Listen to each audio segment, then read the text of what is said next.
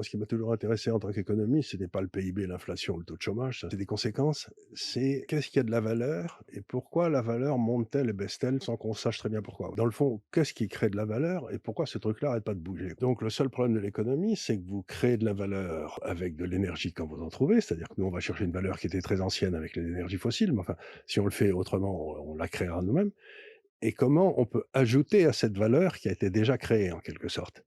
Et ce qui est très embêtant dans les propositions qu'on voit un peu partout, c'est qu'ils veulent réduire la valeur de l'énergie, la quantité d'énergie et la valeur complète de l'énergie qui est créée.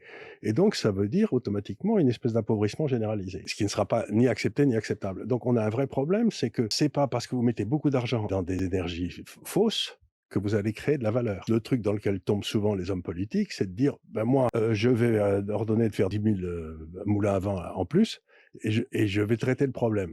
Pas du tout.